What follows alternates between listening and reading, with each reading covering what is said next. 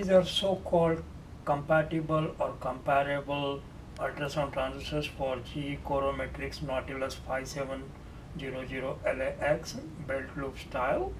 As you see very carefully, the one here has a gap between the top case and bottom case.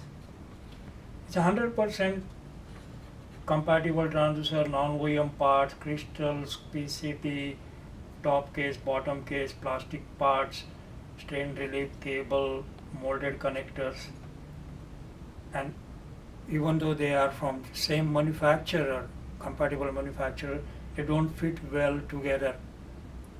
The gap allows the moisture to get in and create intermittent problem. We have other videos explaining how a spurious high heart rate can be displayed on monitor even though the fetus heart rate is normal, and that interferes with clinical interpretation whether the fetus is at stress or not at a stress.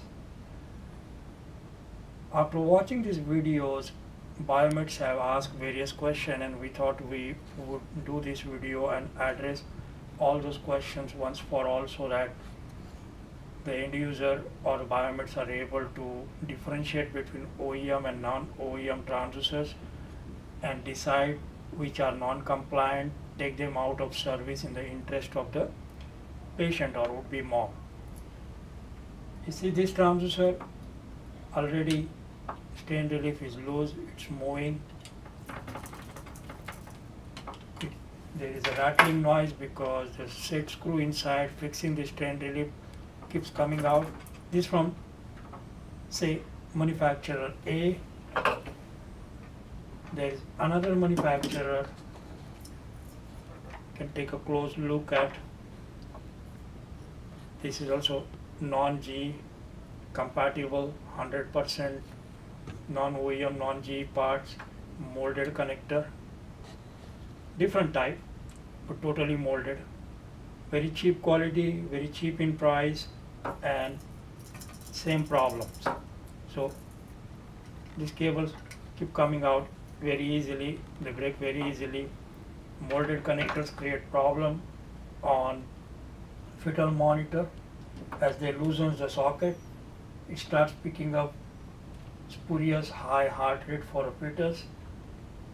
As I said earlier, you can watch on YouTube showing how that spurious signal is being picked up and interferes with the clinician's interpretation. There are various kinds of molded connectors that create a problem. Let me show you some of these connectors.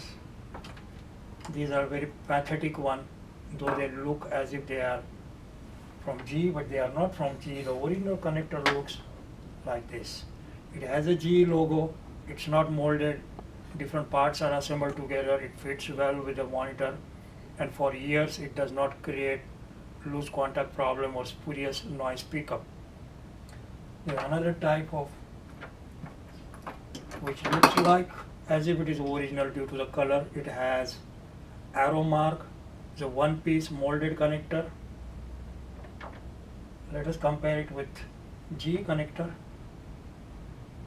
This is a rubber boot, whereas this is a hard plastic, and these connectors don't work well. There is one more type of connector which is white in color. This also creates a problem. So it's very easy to distinguish looking at the connectors which are non-OEM, and it's better to take them out of a service.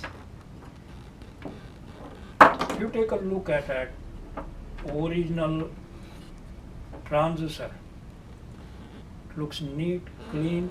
You can see set screw flushing with the main nut. It will never come out. Even after 5-6 years, this fitting will be perfect. There won't be any moisture going inside once assembly is done with all original parts from G. Connector never creates any problem. So we would advise to take out all these non-OEM transducers out of service due to the intermittent problem and non-compliance to the OEM specification. Please watch our videos on Toco Expert channel on YouTube. Go to nautilustoco.com. If you have any other question, please let us know. Thank you.